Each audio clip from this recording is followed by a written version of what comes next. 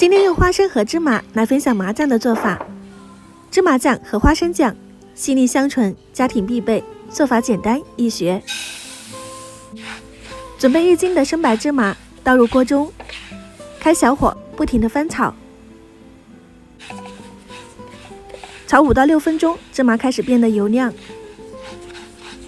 ，10到15分钟开始微黄，30分钟后颜色变得金黄，像这样就可以了。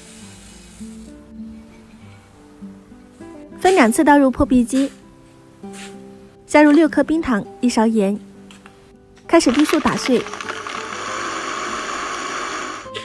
打不动的时候，用勺子翻动几次，再提速打成泥。